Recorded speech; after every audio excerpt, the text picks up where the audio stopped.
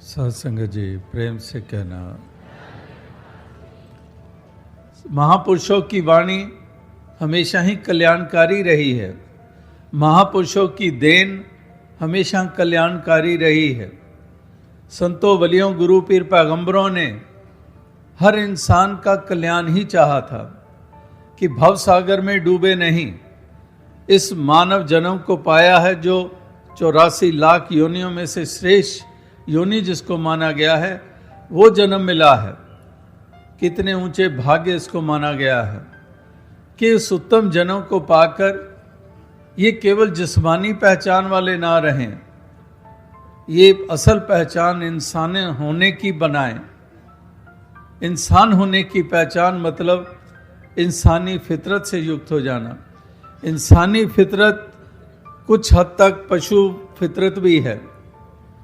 जो basic instincts होते हैं वो पशुओं, जानवरों और इंसान के एक सरीका होते हैं, लेकिन कहीं पर वो रेखा आती है जिस रेखा के परे फिर इंसान की एक अलग पहचान बनती है, जिसके कारण इसकी तमाम योनियों में से श्रेय योनि वाला माना जाता है।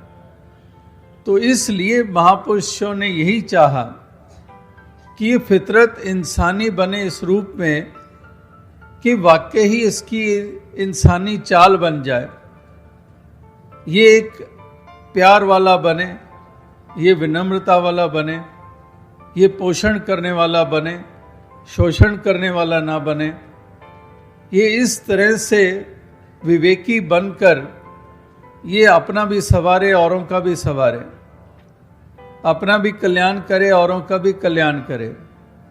आप भी आनंद में रहे, दूसरों के हिस्से में भी आनंद प्रदान करे। इस प्रकार से ये इंसान के इस जन्म की अहमियत, तो भक्तों, महापुरुषों ने यही चाहा कि ऐसी पहचान हर इंसान को प्राप्त हो, वरना केवल जिस्म इंसानों के हों लेकिन चाल इंसान वाली ना हो, तो उसका तो फिर नुकसान ही नुकसान है। और वही नुकसान आज संसार में हो रहा है। जिस्म इंसानों वाले जरूर हैं, लेकिन कर्म कुछ और है, चाल कुछ और है, करतूत कुछ और है, और वही एक नुकसान का कारण बन रही है। अगर वाकई इंसान इंसानी चाल चलता तो ये धरती स्वर्ग बनी हुई होती, ये जन्नत बनी हुई होती। और एक ऐसी विडंबना और अजीब सी बात चल रही है कि आज धरती को जन्नत बनाने के दावे और खुद जन्नत में प्रवेश करने का ढंग ये किस कदर अपना लिया गया है कि मासूमों की जानें लेकर सीधा जन्नत को जाएंगे। निर्दयता इतनी, क्रूरता इतनी, और वो क्रूरता का इस्तेमाल करके ये सोचा जा रहा है कि इसी के कारण जन्नत में प्रवेश होगा। तो इस प्रकार से इंसान की मति के ऊपर ऐसा अंधकार छा चुका है, इंसान अंधकार में विचरण करता चला जा रहा है।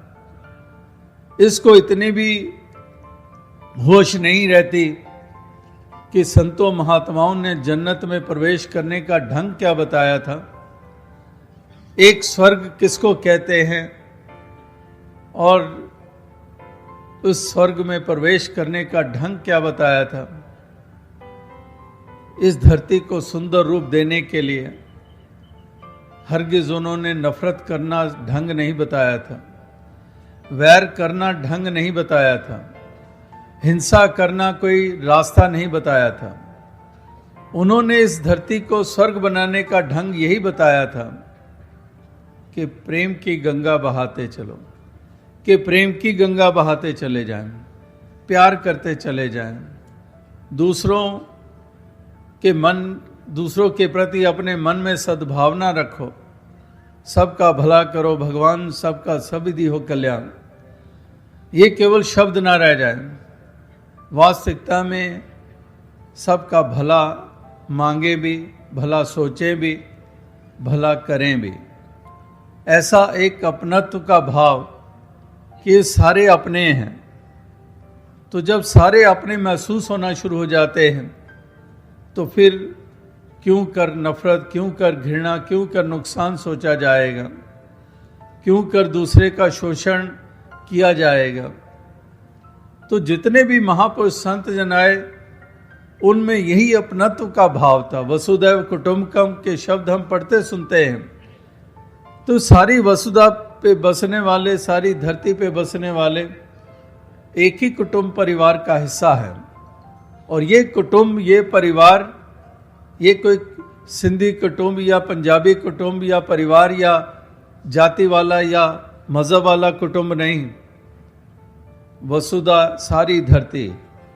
और कुटुंब कौन सा इस पे बसने वाला? वो कुटुंब खुदा का, इस परम पिता का कुटुंब, इसका परिवार। ये पहला सबक है किताब खुदा का कि मखलूक सारी है कुंबा खुदा का।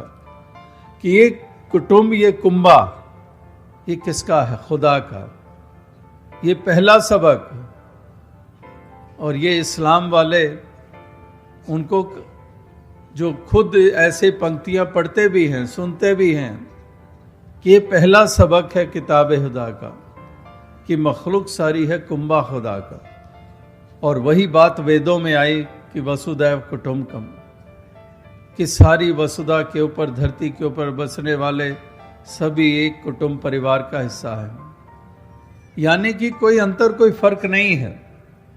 लेकिन बात वही है कि ये काम करना होता है, ये अवस्था में आना होता है। जैसे दास ने कहा कि इंसान का जिस्म तो मिल गया लेकिन इंसान बनना होता है। इसीलिए मनोर्भव मनुष्य बनो, ये वेदों में भी हमने पढ़ा है कि मनोर्भव मनुष्य बनो। अगर जिस्म के कारण ही इंसान हो जाता तो वेदों में भी ये पंक्ति लिखने की ज़रूरत नहीं थी कि पैदा हो गए इंसान के रूप में तो ये बनो क्या होता है, इसका तो कोई महत्व नहीं है।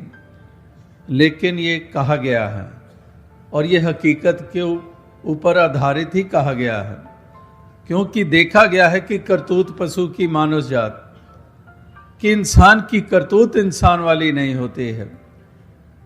और वो चाहे धर्म के नारे लगाए, मज़हब के नारे लगाए, जाति के नारे लगाए, कोई भी नारे लगाए, लेकिन ये स्पष्ट होता चला जाता है कि इंसानियत में अभी स्थित नहीं हुआ है।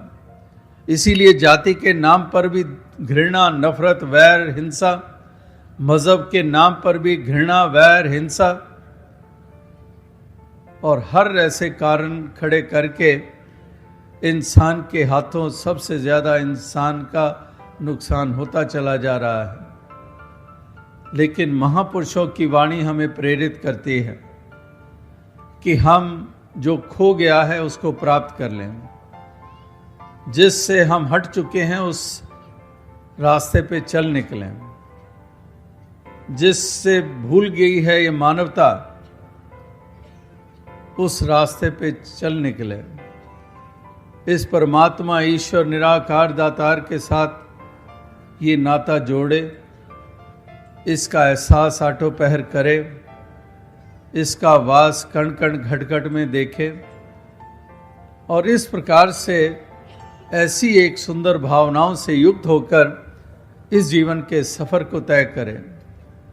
यही एक महापुरुष संत जन प्रार्थना भी कर रहे हैं और ये संदेश भी दिए चले जा रहे हैं, ये पैगाम भी दिए चले जा रहे हैं, ताकि इस आवाज़ को सुनकर किसी का ध्यान इस ओर चला जाए, ताकि वो भी सोचे विचारे कि मैं भी कहीं वही भूल तो नहीं करता चला जा रहा हूँ, मैं भी कहीं भटकी चाल तो नहीं चल रहा हूँ, मैं भी कहीं मानवता से हटकर जीवन तो नहीं जी रहा हूँ, मैं भी अभी अज्ञानता में ही विचरण तो नहीं कर रहा हूँ। तो इसलिए वो विचार उसके मन में उत्पन्न हो, इसलिए ये महापुरुष संत जन जगह जगह पर आवाज़ दे रहे हैं। मीराबाई भी अगर गली गली घूमकर आवाज़ दे रही है, इसीलिए दे रही है कि मेरी आवाज़ सुनकर किसी का ध्यान इस ओर चला जाए और वो जान जाए कि मैं भी अमीर हुई हूं, इसी नाम की दौलत के कारण हुई हूं, ना कि राजा के घर पैदा होने के कारण हुई हूं। और मीराबाई के भी संदेश वही भक्ति, श्रद्धा, प्रेम के ऊपर आधारित है, एक प्रेम के ऊपर आधारित है। तो इस तरह से ये संदेश और पैगामों की अहमियत, ताकि इंसानों का ध्यान इस और अग्रसर हो जाए कि वो भी सोचे विचारे कि हम भी कहीं अपना नुकसान तो नहीं कर रहे, अपने ही हाथों अपना नुकसान तो नहीं कर रहे हैं, इसी अज्ञानता के कारण, इसी नादानी के कारण। तो इसलिए संभलने की ज़रूरत है। जहाँ पर वहाँ पर भक्तजन साधन बनते हैं ऐसे इंसान को संभालने के लिए।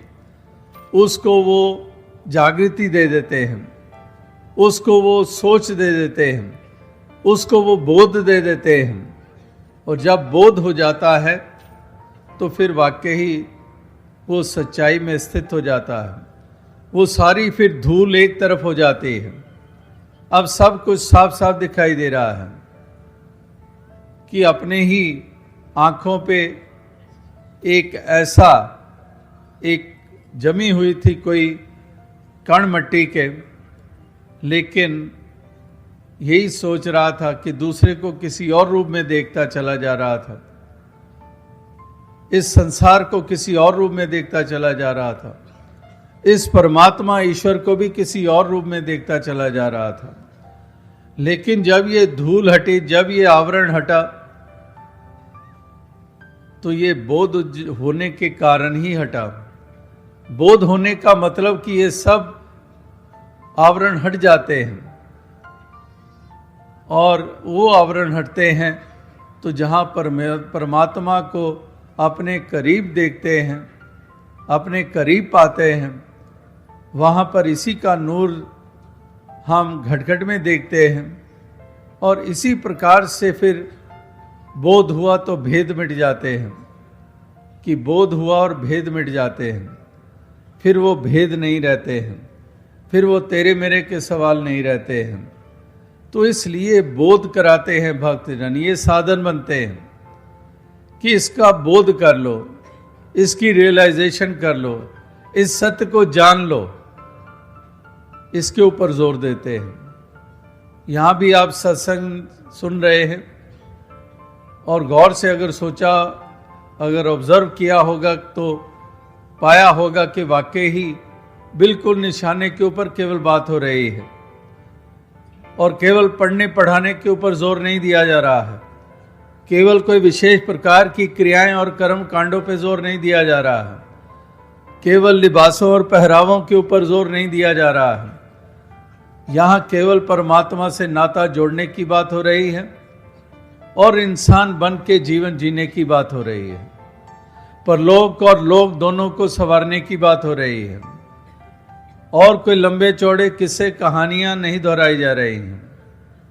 एक सटीक सी बात, एक पूरे निशाने के ऊपर बात, कि जिसकी तरफ इंसान ने ध्यान देना है, वही पहलू सामने लाया जा रहा है।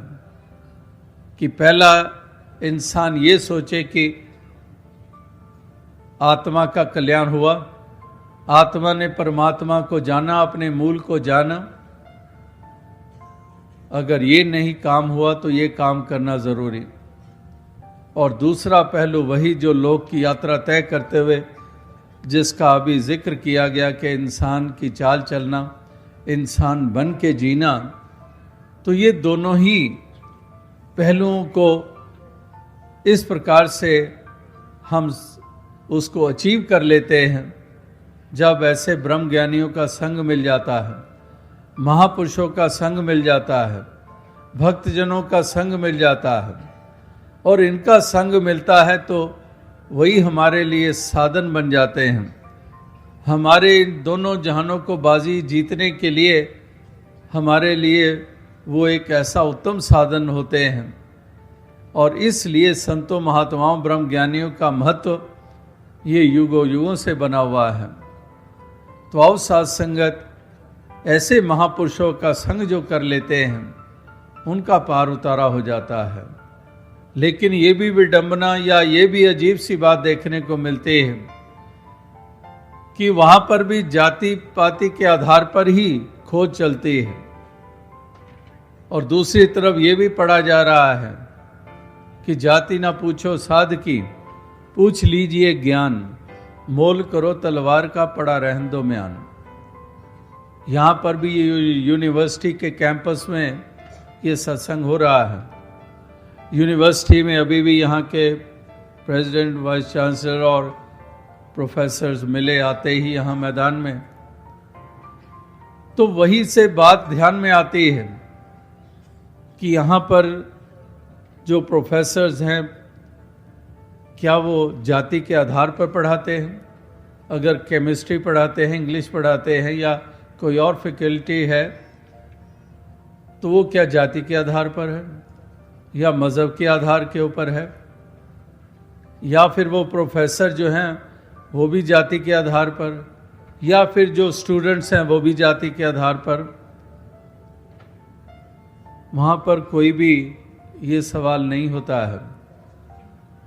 टीचर के सामने स्टूडेंट है, वो चाहे कहीं से भी आया है, किसी स्टेट से आया है, किसी बैकग्राउंड का है, किसी भी घराने में पैदा हुआ है, वहाँ केवल सवाल वो विद्या प्रदान करना है।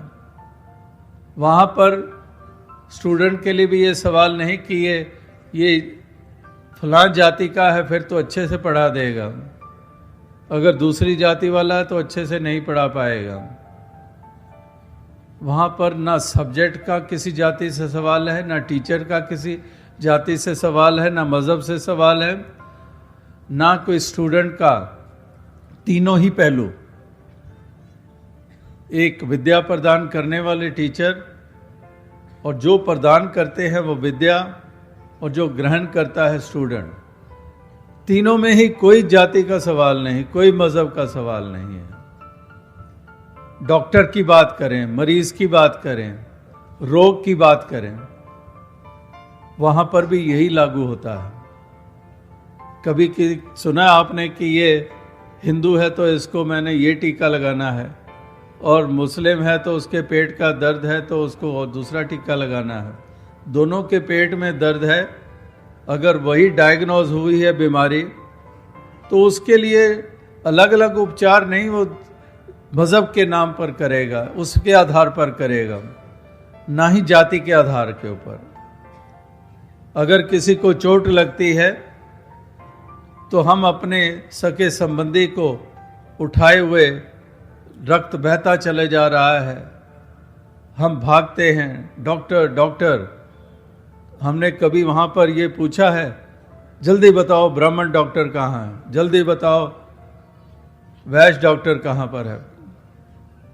हम केवल डॉक्टर शब्द निकलता है, उस वक्त कोई सवाल नहीं आता है, क्योंकि जितनी देरी हो रही है उतना लग रहा है कि ये हाथों से ये सगा संबंधी जा रहा है। केवल डॉक्टर मिल जाए, ये रक्त तो रोक दे, ये टांके लगा दे, ये स्टिचेस लगा दे, जान बच जाए, वहाँ पर यही सवाल। और आगे से डॉक्टर भी यही नहीं देखता कि ये कौन है, कौन सी जाति वाला है, कौन से मज़हब वाला है, कौन सी भाषा वाला है। उसको सीधा वो चोट नज़र आ रही है, वो इंसान नज़र आ रहा है, और वो उसी का उपचार करने में योगदान दे रहा है। तो इसी तरह से वही बात कि जाति ना पूछो साधु की, पूछ लीजिए ज्ञान, मोल करो तलवार का, पड़ा रहन दो म्यान। म्यान यानी कि ये खोल, ये शरीर। अष्टावक्र जी का भी शरीर ही केवल देखा गया था। राजा जनक ने निमंत्रण दिया था, सत्य और असत्य का निर्णय मेरा कोई करा दे। अनेकों पहुंचे वहाँ, जपी तपी पाठ करने वाले, बड़ी ऊंची जाति वाले, और अष्टावक्र जी को देखकर मजाक उड़ाने लगे कि ये आया राजा का भ्रम दूर करने के लिए, ये निस्तारा करने के लिए, ये आया अपने शरीर को तो देखता नहीं है, टेढ़ा मेढ़ा शरीर है, अंग सीधे नहीं है, उसमें टेढ़ापन है, मजाक उड़ा रहे हैं। और आगे से अष्टावक्र जी कहते हैं कि राजा, निमंत्रण दिया आपने, इन्हें भी मुझे भी, लेकिन मैं आपकी अभिलाषा पूरी कर सकता हूँ, लेकिन पहले ये तमाम चमार सभा यहाँ से उठा दो। अब इतनी बात सुनी तो लाल पीले हो गए सारे, गुस्से में आ गए। हमें चमार कहता है। राजा को भी बुरा लगा। राजा भी कहने लगे कि महात्मा, शोभा नहीं देता जो आप कह रहे हो, इनको चमार कह रहे हो। तो आगे से अष्टावक्र जी कहते हैं, मेरा हरगिज ये भाव नहीं था, निरादरी का भाव नहीं था। जो मैंने कहा वो पकड़ में बात आई नहीं आपके किसी के भी। मैंने चमार शब्द इसलिए कहा कि चमार उसी को कहते हैं जो चमड़ी की परख रखता है। तो इन्होंने भी तो मेरी चमड़ी ही देखी है, इन्होंने मेरा ज्ञान तो नहीं देखा है।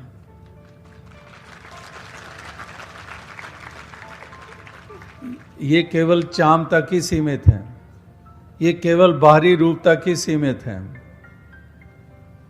तो इसलिए मैंने ये शब्द इस्तेमाल किया, क्योंकि ये मेरे आकार और मेरे रूप, मेरे चमड़ी तक ही सीमित है। वही बात हो रही है कि पड़ा रहने दो म्यान, म्यान और म्यान के बीच में तलवार, महत्व तलवार का है।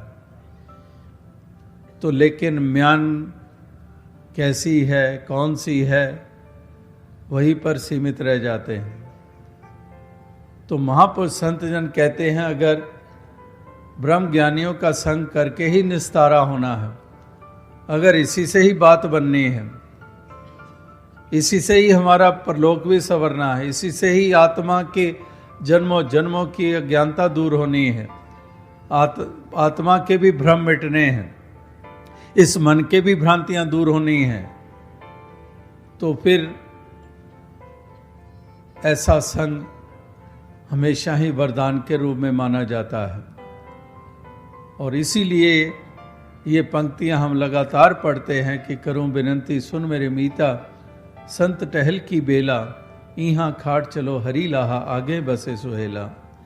कि यहाँ पर वो लाभ प्राप्त कर लो कि आगे भी सुहेला बसना हो जाए, आगे भी शर्मिंदगी का सामना ना करना पड़े। इसलिए करूं विनंती सुन मेरे मीता, कि मैं विनती कर रहा हूं, मैं आपको जोदड़ी कर रहा हूं। जैसे आप निमंत्रण देते हैं अपने जानने वालों को क्या, औरों को क्या, यही निमंत्रण देते हैं कि हमने प्रभु को पाया है, हमने इसको अंग संग जाना है। हम भी अब तक इसके नाम तक सीमित थे, लेकिन अब इस नामी की पहचान हमें हो गई है, हमें ये बोध हो गया है इसका। तो आप भी कर लो वही बात कि करूं विनंती सुन मेरे मीता। विनती कर रहे हैं, निमंत्रण दे रहे हैं कि हमने जो पाया है तुम भी पा लो, हमने जो जाना है तुम भी जान लो। और ये तमाम धर्म ग्रंथों, वेदों, शास्त्रों के अनुसार ही हमने पाया है। इसको जानने से पहले भी पढ़ते थे और इसको जानकर अब पढ़ रहे हैं, तो अब तसल्ली हो रही है कि पहले अनुमान थे, अब पूरा निशाना सामने है। अब पूरा बोध के साथ एक एक शब्द जब आता है तो हमें पता है कि क्या कहा जा रहा है, किसके बारे में कहा जा रहा है। वो सब तस्वीर हमारी आंखों के सामने है, वो बोध हो जाने के कारण। तो वही निमंत्रण देते हैं कि हमने पाया है तुम भी पा लो। हम भी जाने बगैर इसकी भक्ति कर रहे थे, लेकिन अब जानकर इसकी भक्ति कर रहे हैं। मीराबाई में प्रेम की कहाँ कमी थी, बचपन से श्याम के प्रति कितना प्रेम, उमड़ता हुआ प्रेम, लेकिन फिर भी उसके मन में यह एहसास था कि अभी पूर्णता नहीं है। और वो पूर्णता प्राप्त हुई जब गुरु रविदास जी का संग मिला, यानी कि वो पहचान मिली, वो बोध हुआ। तो इसी प्रकार से हर किसी को इसका बोध प्राप्त हो, यही महापुरुष संत जनों के प्रार्थनाएं भी और ये योगदान भी ये देते चले जा रहे हैं, ताकि किसी का भी ये संसार में आया हुआ व्यर्थ ना चला जाए, ये अमोलक सांस व्यर्थ ना चले जाए, ये अपने जन्म का मोल डालें, अपने श्वासों का मोल डालें, ये मंजिल मकसूद को प्राप्त करें और इस तरह से मुख उजला करके ही इस संसार से रुखसत हो। ये जन्मों जन्मों के बोझ उतार कर ही यहाँ से रुखसत हो। रुखसत तो होना ही है। आज तक कोई ऐसा नहीं हुआ कि जो हमेशा रहे। जो आता है उसने अवश्य जाना ही जाना है, एक अटल सच्चाई है। तो इसलिए रुखसत होना ही है यहाँ से, तो मुख उजला करके रुखसत हो। आत्मा के जन्मों जन्मों के बोझ और इसकी अज्ञानता मिटाकर ही रुखसत हो। यही वास्तविकता में हमारी उपलब्धि होगी, यही हमारी सूझबूझ होगी, तो यही एक जागृति होगी। तो दास और अधिक शब्दों का सहारा ना लेता हुआ इन्हीं शब्दों से आपसे इजाज़त चाहेगा।